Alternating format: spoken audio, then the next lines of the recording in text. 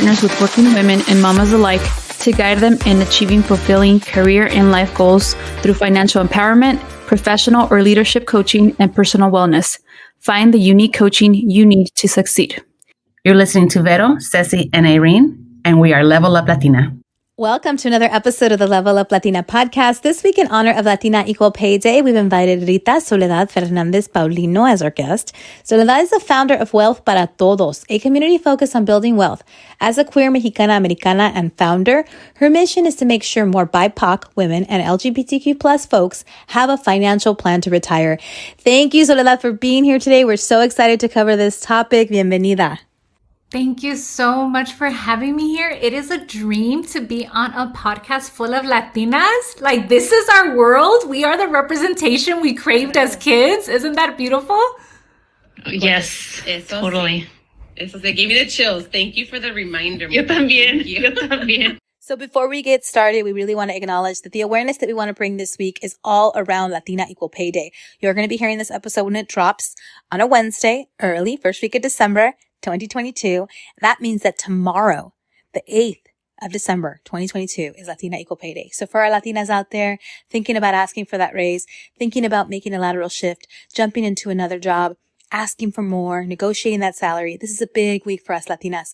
We need to ask for more. So we couldn't have thought of a better person to bring to the show, which is Sole. Sole, gracias for being here again. We're so excited to have Wealth Para Todos featured this week during Latina Equal Pay Week. But as we start every episode, I'm going to ask you to tell us a little more about your background and upbringing. You have the mic. Take it away. I'm so excited because I feel like a lot of times when I do these podcast interviews, I share things about my upbringing and I don't know if people can relate, right? So like, I'm excited now because I'm like, okay, let me tell you guys, I am queer and I grew up in a Catholic family, a hardcore Mexican Catholic family. So you could imagine the struggle of compartmentalizing my identity growing up.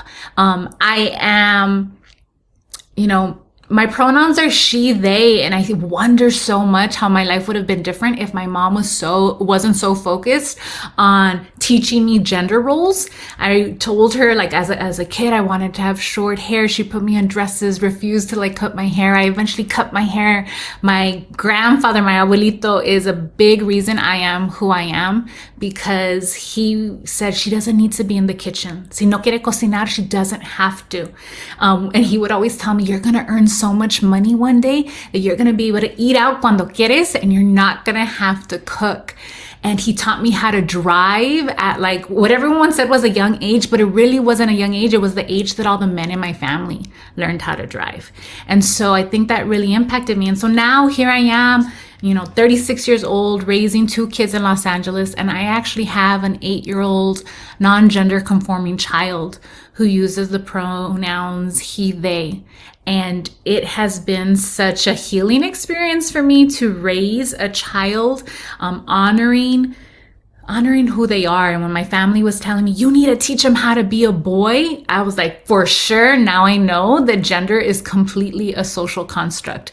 But like within Latinos, like that's really even harder. Within like Catholic families, that's even harder.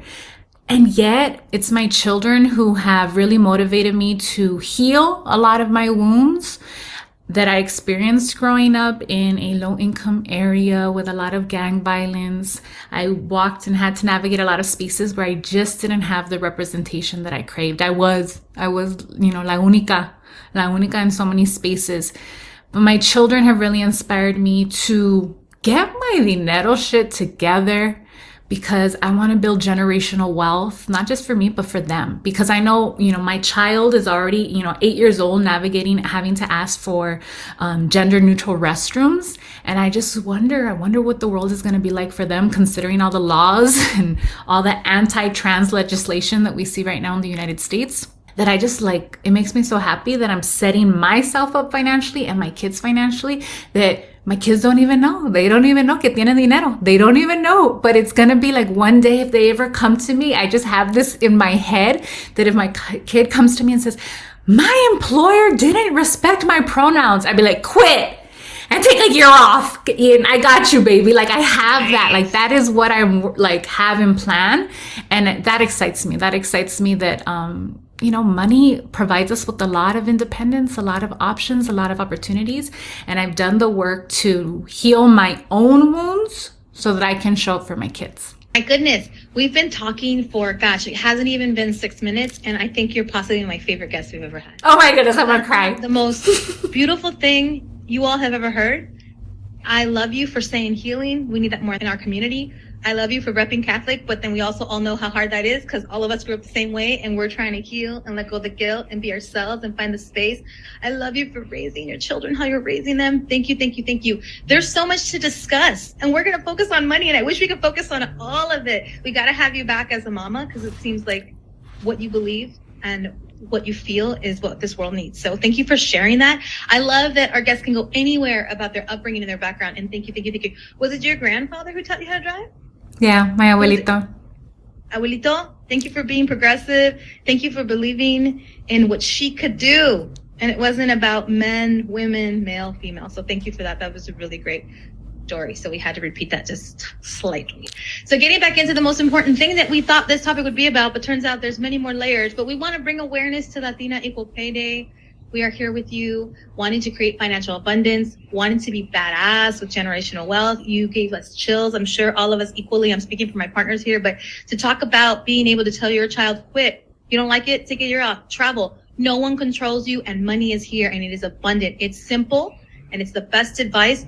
But often in our community, there's so much around scarcity and a mindset of humility and a mindset of bowing down and being afraid of money. And we can go on and on and on. But tell us how you broke through. Clearly you broke through and you're thinking differently about money and money trauma. So tell us all about how to shift that scarcity mentality or shift really anything when it comes to money trauma. Yeah, I think it's so important for us to acknowledge the trauma that we've experienced at a systemic level for generations. Right? The fact that certain things become cultural, it's coping mechanisms that are passed down. And I think about colonization and the impact that it's had in so many different lands and what coping mechanisms people had to develop to survive, to avoid death, to avoid beatings, to avoid that. Like, that's fucking trauma. And I even think about like my upbringing, right? And my family like telling me like, don't come out as queer. Don't tell people. You don't need to talk about it. Just like, don't say it.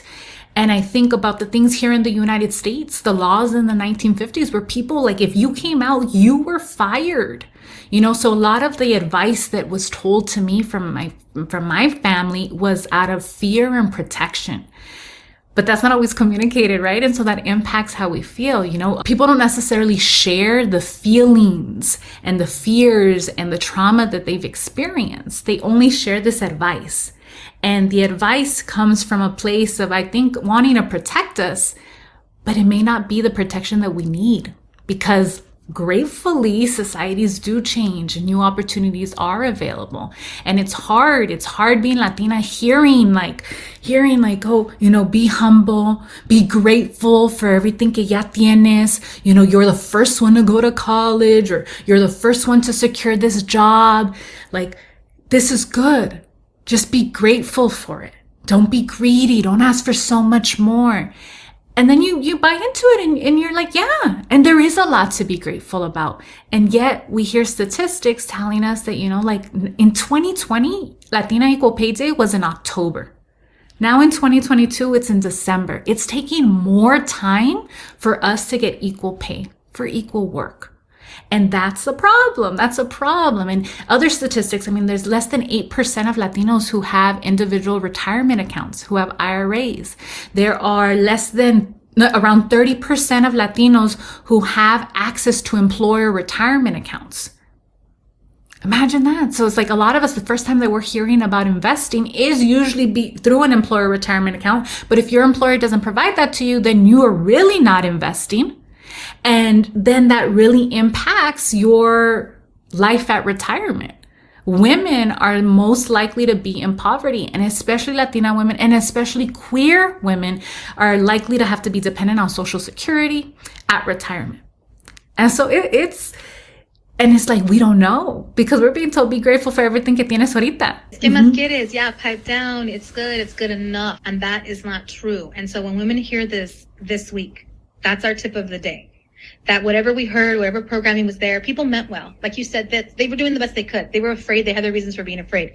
That fear can no longer be yours. I want all women who hear this to let go of that fear. Y si tú quieres más, qué bueno. There's no more que más quieres. There's no more, just be grateful for what you have. Just don't ask for that raise. Be humble, work hard. No more of that. That's going to be the tip of the day. Sole brought it to us today. We're so excited to hear that message. And we want everyone to take that from today, that if you want the world, you can have it. It can be yours. Wealth Para Todos. That's the name of your company. Wow, me está encantando esta plática because as you're talking about this and the coping, Sole, I think of my parents and I think like their struggle with money and how even to this day, you know, they have that mentality que cualquier problemita, like they make, como dice el dicho, like like a storm in a glass of water, like una tormenta, you know, and it's, aunque uno les diga y aunque uno les vuelva a decir, like they still have that mentality because they didn't grow with that, you know, with all the resources that we have as first gen. And, you know, you mentioned, you know, Social Security, even Social Security, it's such a hurdle trying to get someone on the phone, trying to get someone that speaks Spanish. It's a hurdle. And so I see it when, you know, I see it from like my parents and they're in their 70s, how, you know, the system is not created for them. And it's even less, you know, created for women, like you're saying. And it's like, como dices tú, like now it's taking longer to get to that same, equal footing as our white counterparts. So triste, pero a la vez que bueno que we're having this conversation to make everyone aware and just, you know, bringing it up, having the topic out and discussing. So to shift gears a little bit, I know 2020 was a crazy year. I know we had to live during the pandemic. We're still living through the pandemic. We've kind of managed, but for you, 2020, your business kind of boomed, no? It did. Yeah, and so now you're working on you're becoming a certified financial planner. So way to go. I think for us, we want to know now for you as you're going through this process, like what is the one thing that us as Latinas must do in order to start building our wealth? You know, ¿qué es tu opinión acerca de eso? Yeah. So number one thing is I want all of us to start to validate our emotions and our fears. It's very easy to be like, for us to say like, don't be scared, let go of the fear. But part of it is like, no, you know what? Fear is also there to protect us. Let's learn to validate that fear and learn to regulate our nervous systems. Because if you know that you are triggered by something when you're looking at your bank account and you see your spending or a low checking account balance, or you hear online that, you know, in order to retire early, you need to have 25 times your annual expenses, and you're thinking, my annual expenses are $60,000. So that means I need to have $1.5 million invested. And all of a sudden you're nervous. Your body's going to go and you're going to go into familiar coping mechanisms.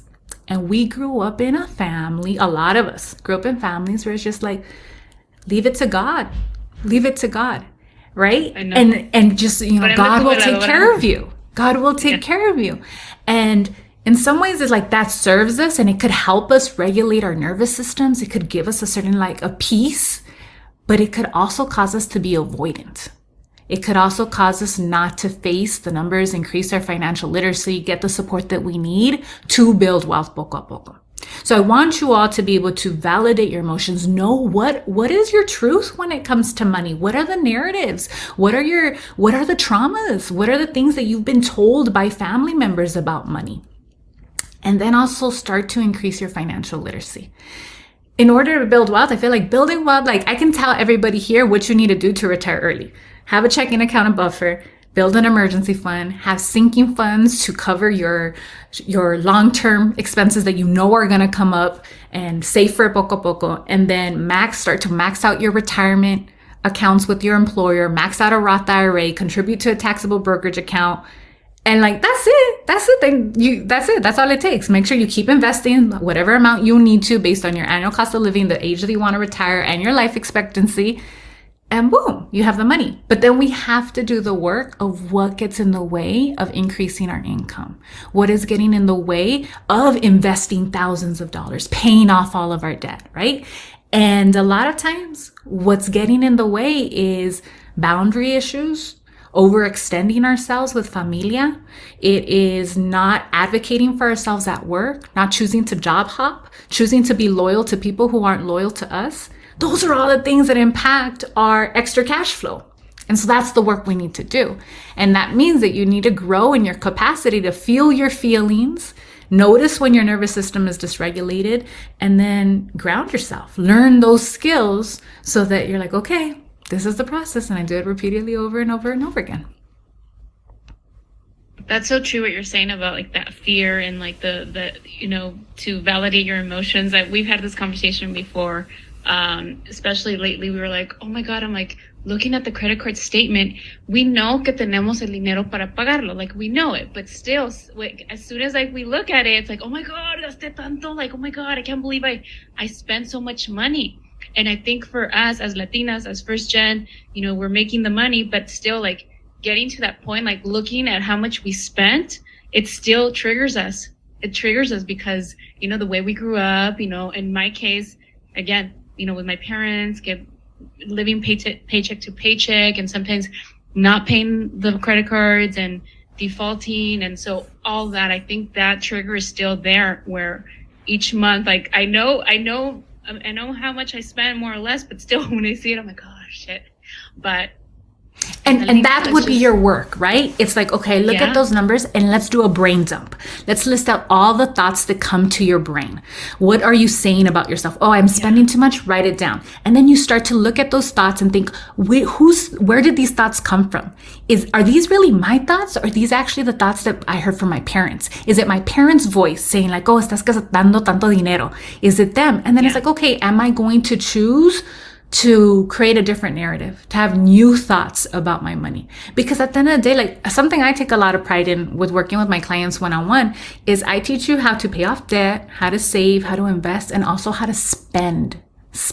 I want you to spend thousands of dollars on your self-care and build the life that you want. So many of us have learned how to stretch a dollar, but we're not learning how to make a dollar and then make that dollar multiply in passive ways through the stock market, right? Like that's possible for us. And I also just want you to know it's so normal that, one of the things I ask my clients to do is to pay their credit cards in full weekly, not at the end of the month, but weekly. And just getting yourself used to like, oh yeah, I spent this and thank God I have all the money to pay it off in weekly. It's going to help your credit score a lot. It's going to like boost your credit score because your utilization ratio is going to be low. But it's also going to help you just normalize like, yeah, I spend because I take care of myself and that is okay. And I enjoy spending on myself. I teach people, instead of creating a budget, create a self-care spending plan. And one of the first things that we put out is like, what are all the things that you do for self-care? How much does it cost? And start your budget that way. And let that be non-negotiables. Then you do your fixed expenses, your variable expenses, your debt payoffs, your savings, and your investing. That's all part of a self-care spending plan. And normalizing that and saying like, I am so worthy of spending on things that bring me joy. I love it. This is definitely an episode that I'm going to have on repeat, so you better believe it. Thank you, Sola, for sharing those amazing thoughts and pointers. Definitely things that we should be implementing in our dailies. And I like that, the idea like paying it, once a week, porque tenemos que esperar hasta el final del mes. Like, ahí está el dinero, so let's pay it. I love the idea of everything's part of your self-care. So investing is part of your self-care, but getting your nails done. You don't have to feel guilty. You got to get them nails done. You paid on the credit card. Come Friday, you paid those off. Like, that's all part of the plan, and embracing that, right? Like embracing, and you don't have to feel guilty if you have a plan. We like to tell our clients that and reinforce that idea that like you can plan to spend for travel. You can plan to spend for fun. You can plan to spend to eat out if you're a person that wants to eat out all the time. But are you also taking care of your finances and not racking up debt and investing in a retirement plan? Like all that is part of the process, and it somehow removes that guilt. So I love that. Self-care. That's a great way to put it. We may or may not steal that and tell our clients that. Steal it. Spread the word. I need everybody to do it. No, we say that all the time. I mean, well, your wealth is health, right? Like part of it all goes together. Like if we're stressed about money, then how are we don't even take the time to take care of us. because we're constantly just so worried. So it all aligns, mujer. That's why I'm like, this is perfect. This is a perfect conversation because it so aligns well. And I feel like I'm looking at myself. Are you guys? I'm like, the chinitos. Yeah, we like twins on the show yeah, today. Melita, what's up, girl? But yes, health is wealth and todo eso. Adelante. Yeah, and to circle back on, our theme for this week, Latina Equal Pay Day. What is your advice, Sole, to mujeres who want to earn more? And in your opinion, how do we bridge the gap? How do we get there? Yeah. So I think it starts with thought work and noticing, like, what are your thoughts about making more money? Like, sincerely, what do you think is safe for you to earn? And I'll tell you this is something that I had to grow my capacity in this year. I was selling a new offer, and I remember crying to my coach, and I said, I feel like I'm self-sabotaging. And she's like, what do you mean? And I'm like, because I'm not advertising. I'm not talking to people about this new offer. And she's like, why not? I said, because I'm afraid that if I do, and this offer sells out, I'm going to make $86,000 in one day. And that scares me. And she's like, of course it scares you. You don't know people who make that much money in one day. Of course it scares you. That's more money than, your mother made every year. Yeah. Like, of course it scares you. And I was like, I can't believe it. I can't believe that here I am getting in the way of my own financial growth. And I had to do thought work, and I had to sit down and really and it's something I'm constantly doing, because in some ways, like where I am financially now, debt-free, investing thousands of dollars to retire early. So I'm on track to retire at 45. Like, dudes, I feel like my life is so good compared to I'm a kid who struggled when I was younger. I was raised by a single mom. There wasn't always money. There wasn't always money to cover the bills and to cover food. And so now to have that level of financial security, it's work. And yet I have to do thought work about how much more can I make? Because I know the more I make, the more people I hire, the more people I then, work and build and give it back to the community. So I feel like everyone here, an exercise is how much money do you feel safe earning a year, where it doesn't make you feel uncomfortable? I was totally fine with making 6 figures a year. I was like, oh yeah, I want to make 6 figures.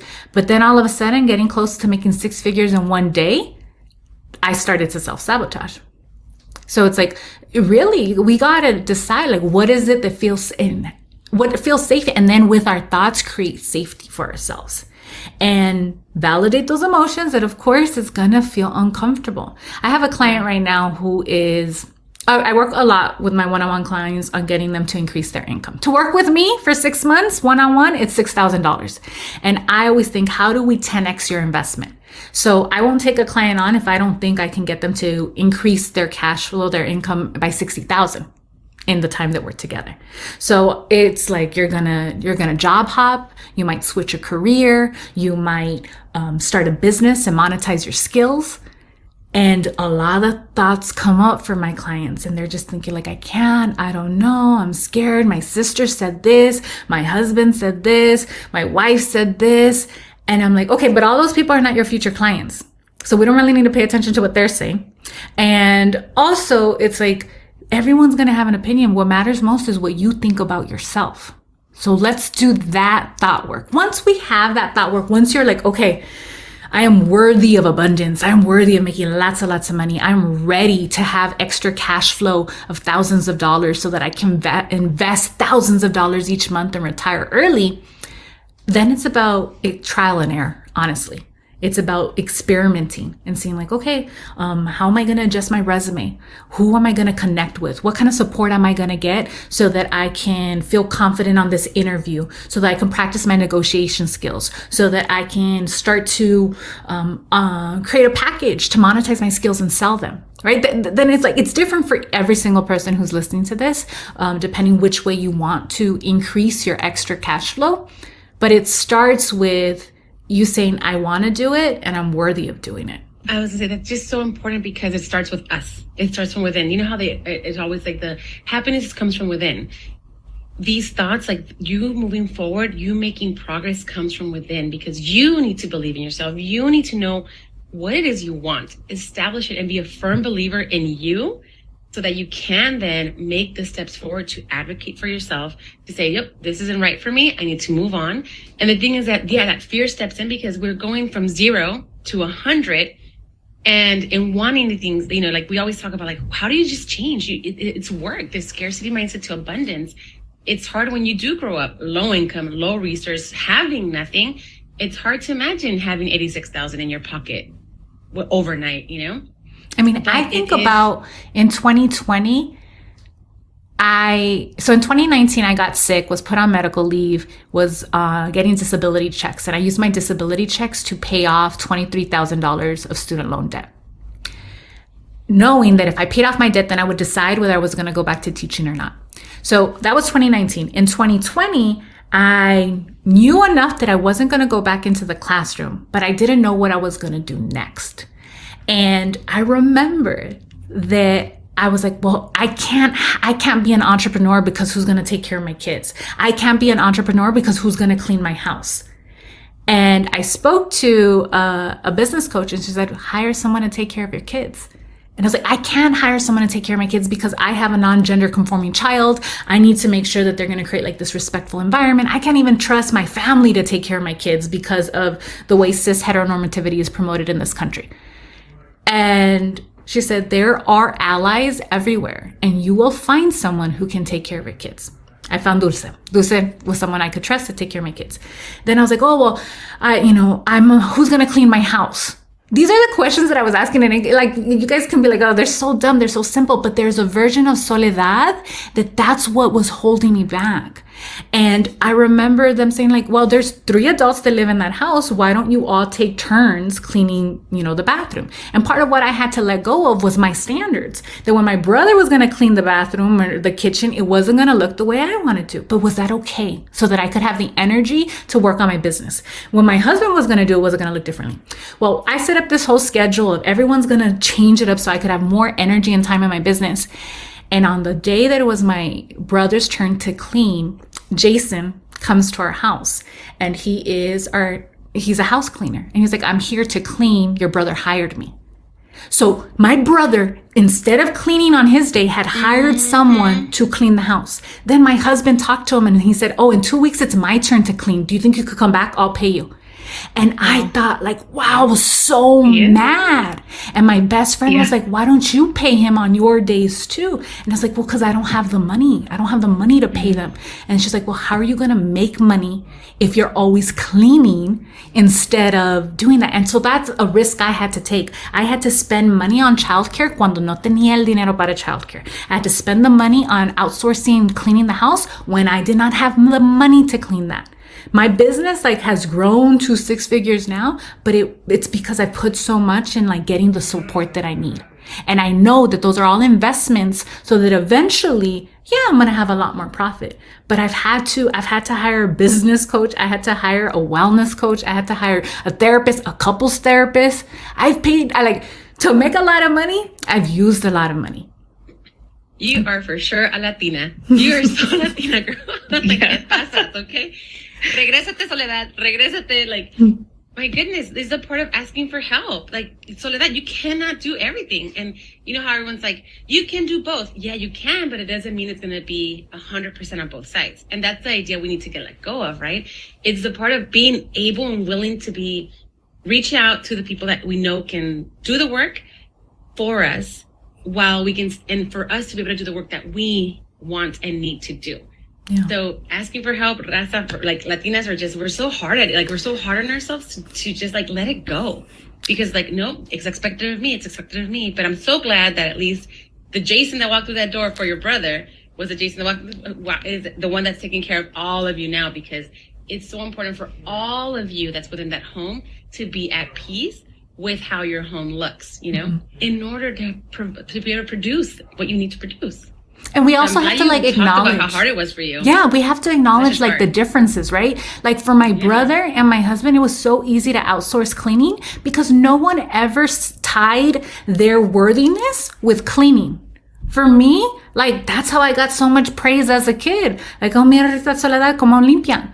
You know, so like so much of like what I thought of what I brought to the table was my cleaning. And I had to, and I like, for the record, I am really, really good at cleaning. I'm a good declutterer. Like if I was another skill that I would monetize is helping people clean their houses. I have that skill. However, that's not how I wanted to spend my time. But I had to let go of an identity that had served me for so long. And I also think a big issue with a lot of Latinas is perfectionism. Not just Latinas. It's again, I think anybody who's dealt with this type of trauma, how perfectionism shows up as a coping mechanism. This idea of like, if I am perfect, then I avoid getting reprimanded. If I'm perfect, then I avoid getting scrutinized. So in this trying to avoid those uncomfortable feelings, we focus so much on trying to be perfect, but there comes a point where like perfectionism holds us back from taking the action that we need to grow and to, you know, step out of our comfort zone. I tell my clients all the time, the habits and the coping mechanisms that have gotten you here so far, thank God, because they've gotten you this far. But in order to get to your next step, you need new habits, you need new coping mechanisms, you need new thoughts, you need new beliefs. So we have to unlearn and then also learn new skills. And we're like, why haven't you been on here sooner? I'm just kidding. Thank you. Thanks. I mean, all that good. It's very, very good information. Like we have to be able to let go. We need to be able to level up, right? That's what we constantly work with our clients on one-on-one. It's like, sometimes even some of our clients, when we talk to them, they're like, well, you know, I don't have a particular goal or I don't have one particular thing to work. It's just general help. And that's okay. And they feel ashamed of it not being one particular thing that they need to work on. They're just like, I just need help in life. Like, I just need guidance, like support, because all this stuff, all this shit we've been talking about, cleaning and taking this perfectionist idea out of our minds of how we've been raised, and that idea of worthiness, like this is what equals my worthiness, like holds us back so much that we can, to the point where we can't even make simple life decisions and things that will benefit us. I'm glad that we're discussing like Latina Equal Pay Day. Like money is money. Money is what really helps us survive in this world, right? Money talks.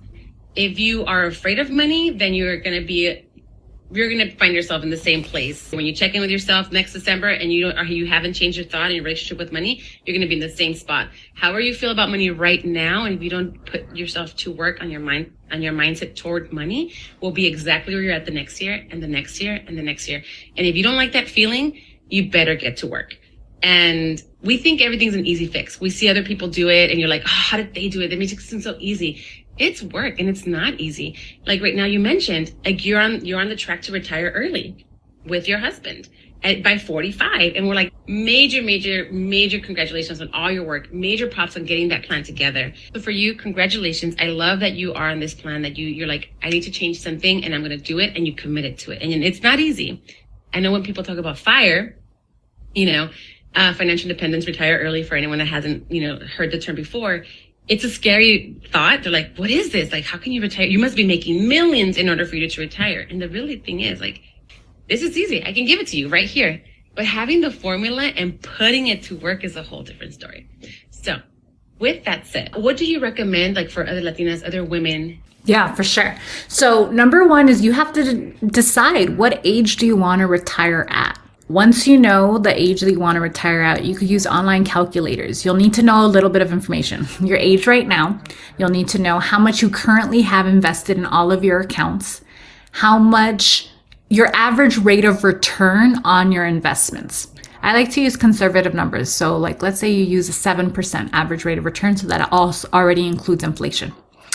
Then the age that you want to retire and what your annual expenses at retirement will be.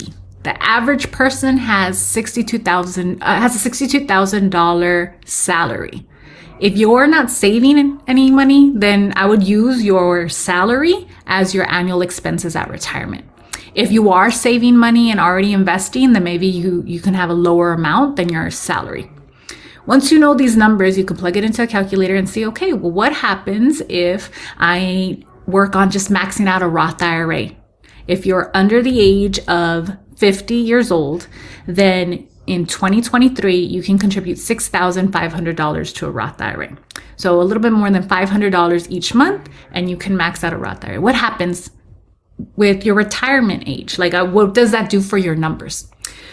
Then you can say, okay, what happens if I max out a Roth IRA and also work on maxing out my employer retirement account? In 2023, and you're under the age of 50, then you can contribute up to $22,500.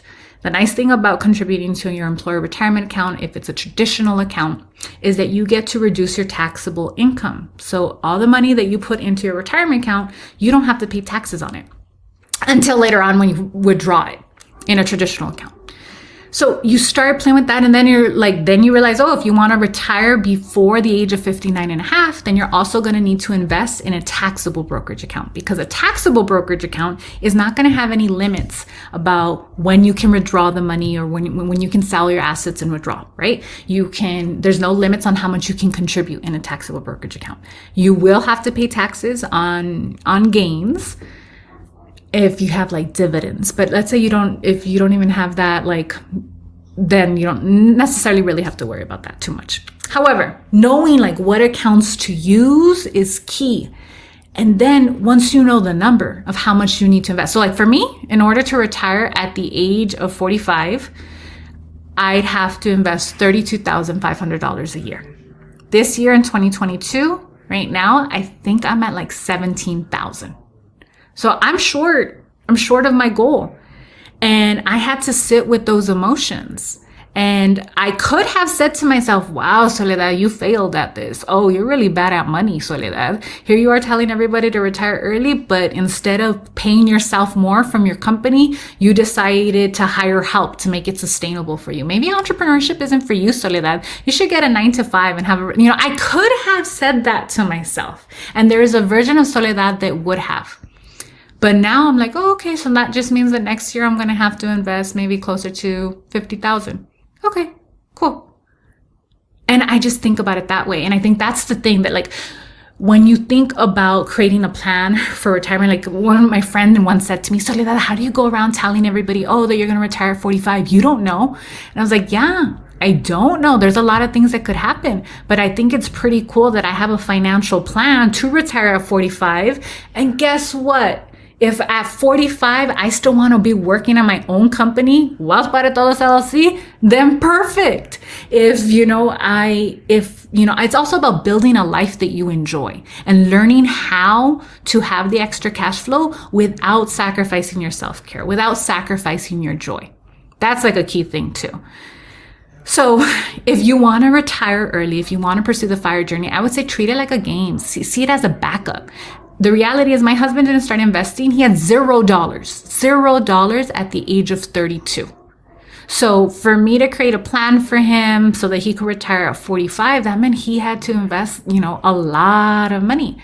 And instead of saying I don't have the money right now, we focus on how do we make sure we have that money. For him, he's in tech. And I said, homie, you can job hop. You can leave this company. You got to work for a company that provides restricted stock units, RSUs, that's publicly traded. You can get equity from that. You can sell those stocks.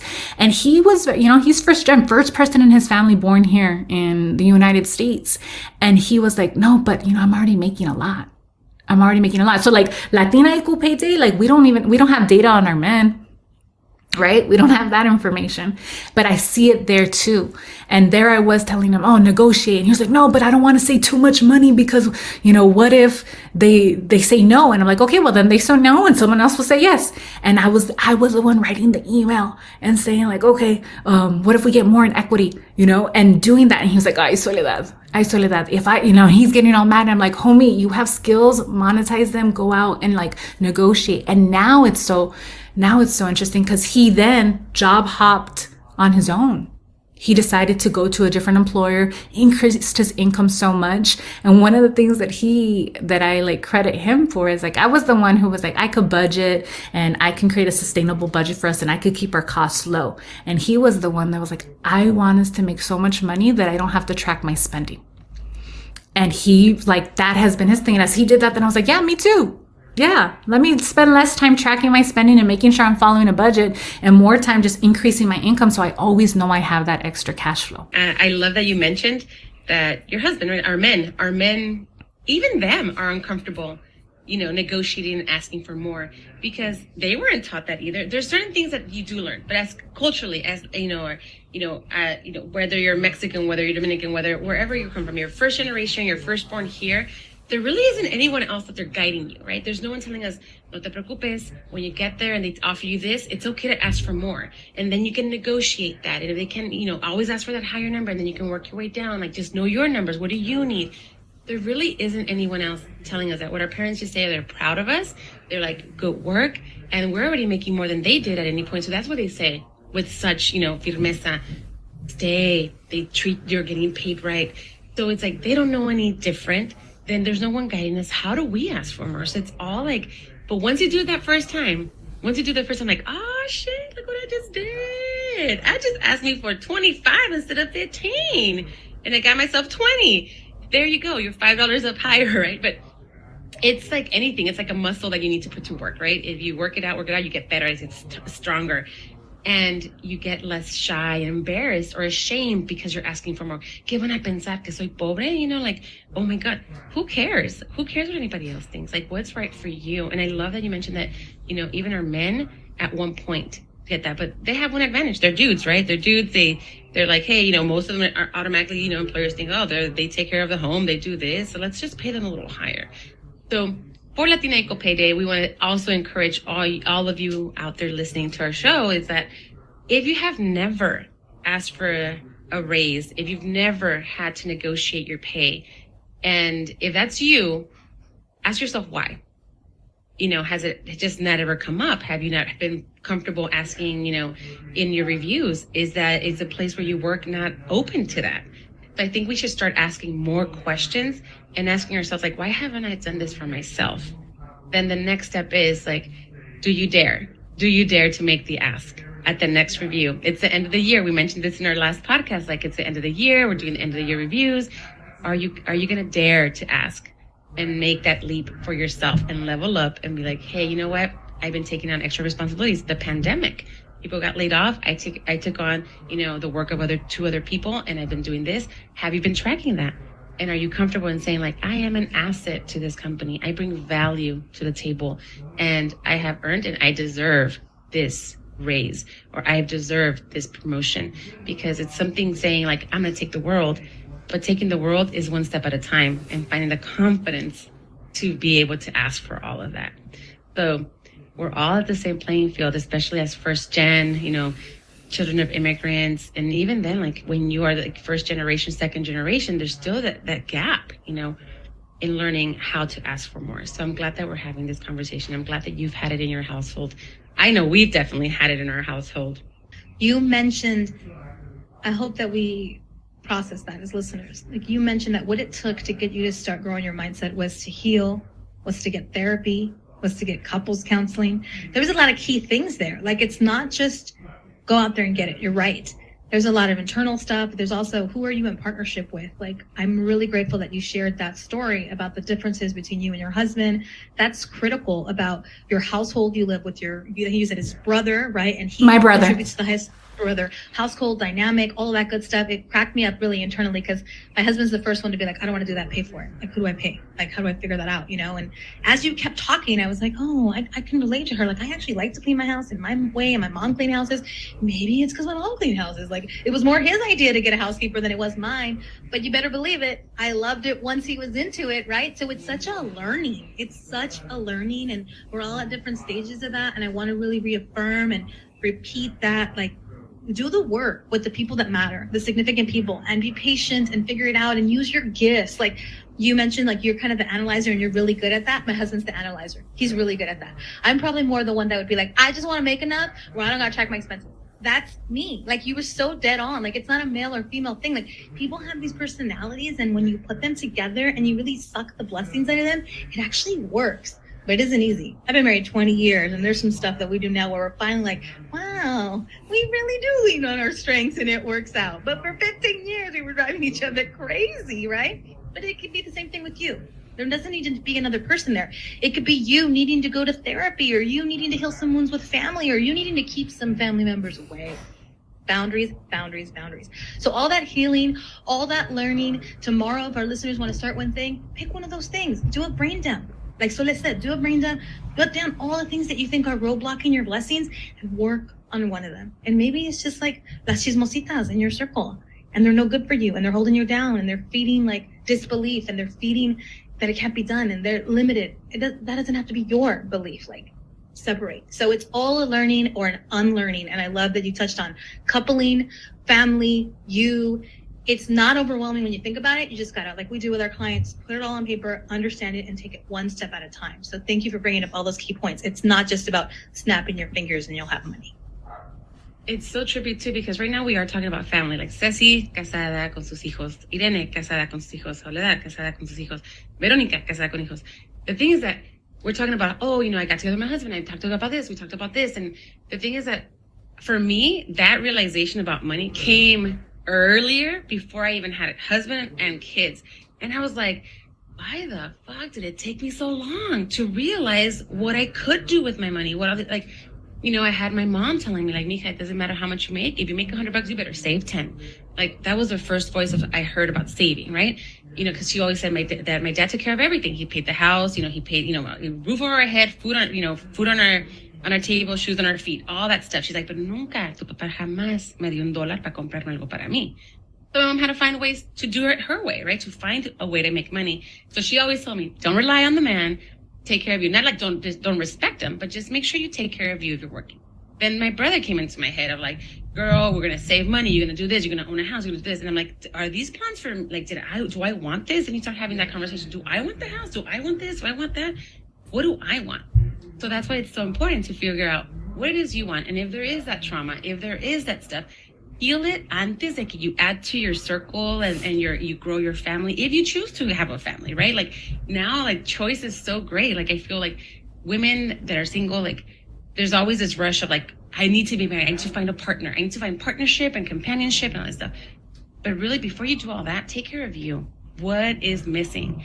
And work on it. And if money is an issue, mujer, work on it now before you bring babies to the world, before you partner up, because then we have the issue of how each of you think about money and how you treat money. And I don't want to retire early. Why do you want to retire early? Then those things, it's going to create so much more conflict.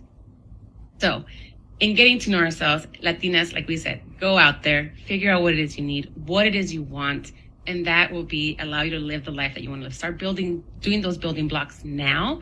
Don't wait till later. Listen from the cuarentonas y buenonas. Listen from Soledad, who's going to retire hopefully by 45. She will retire. But all you've heard is that she has a plan. We all have a plan. During her cuarentona buenona years. Yeah, she's going to be cuarentona buenona retired. So we're going to be like, ¿Dónde está Soledad? We'll come visit you. You're probably going to be, jet setting with Irene. Irene will be like, come, let's go here. I've already been here, but I'll show you around. But that's the beauty of it, being able to do these things. So thank you for sharing what you've shared so far. And then, we start our podcast usually one way, and we always end it with our signature question. And it's one question that we like to ask all of our guests is, what advice or words of wisdom would you share with your 25-year-old self? Max out your Roth IRA every single year for the rest of your working years. Your credit score is not a sign of your financial security. It's cute to have a high credit score. It's a lot cuter to have a lot of money invested in a high net worth. Use your net worth as a measure of your financial security, not your credit score. And also go to therapy. Go to therapy right now. Start talking about everything that you're choosing to avoid by being a workaholic instead. Start to heal. My 25, I'm someone who struggles with PTSD because of some trauma that I've experienced in my lifehood. But I would just want my 25-year-old self to know, like, hey, you're actually avoiding and you're a workaholic. And here in the United States, no one is going to tell you that. They're going to keep rewarding you, but it's going to continue to impact your health. So stop getting sick and go get support and heal those wounds. You don't have to run from that pain. You could heal it. Oh, that's beautiful. You're still my favorite. The whole episode's over and you're still my favorite. Those three things. That's it. This is the final podcast of Level Up Latina. We have ended the show forever. End the show. End with a bang. Yeah. that's where we say goodbye. That's beautiful. Thank you for sharing that. So honest and so relatable. We're like, oh, my 25-year-old self needed to hear exactly that too. Yeah. So thank you, Soledad, for sharing that. I know we're peaking at the hour. Is there anything else you want to share with our audience before you go? You can also feel free to share where they can find you and get more information about you. But please do that. You can do that right now. If you learned something in this podcast, I want you to share it with everybody. It's so important that we talk dinero. If there are words that I said that you've never heard before, start Googling them. I really want you to know that you can increase your financial literacy. I am always a DM or email away. Feel free to follow me on Instagram at Wealth Para Todos. I'm also on LinkedIn, and I have a weekly newsletter. Y sabes que in February, I'm launching a podcast. So if you liked what I had to say, then hopefully you'll, learn more from me from my podcast. Awesome. Yay for the podcast journey. That's going to be so cool. I'm going to have to add that to my If there's anything we can do to help you, any support that you need, veteranas at this point with 3 years, then we're super and honestly here to help. Everyone heard that, right? Everyone who's listening to this podcast heard that, because when I'm sending an email. I mean, in serio, 100. Yeah. Perfect. So thank you so much. Good luck with that, and keep us posted if you do need anything. To wrap it up, everyone, thank you so much for everyone for tuning into this week's podcast. We're talking like Latina Equal Pay Day. Soledad made a point about how last year was in October, this year's in December. I believe due to the pandemic, a lot of women, Latinas especially, being out of the workforce, I believe our rate went down to 49 cents. And now compared to the dollar, and the dollar compared to white men, and the comparison there. So it's dropping, but we're going to have to come back stronger. We're educated. We're making waves. We're learning new ways to level up and ask for more. So anímense. Don't be afraid. Even if you're scared, what the point of doing things is scared is that's what being valiente. That's what being brave is, doing things scared. But this is something we need to do. We need to make sure that money is in our pocket, that we take care of us so that we can then take care of our people, right? Generational wealth is important. Para todos. Para todos. So thank you everyone for listening. You can, if you want to keep the conversation going, you can definitely find us on our Instagram or our Facebook, which is at Level Up Latina. You can always shoot us an email, admin@leveluplatina.com, and you can find everything you need to know about Level Up Latina on our webpage, which is www.leveluplatina.com. And I slurred there. It's leveluplatina.com. I'm not drunk. I just drank a lot of orange juice. I am feeling good. Thank you, Soledad, again. And this is goodbye to the next one. Gracias. Let's get paid. Un abrazo.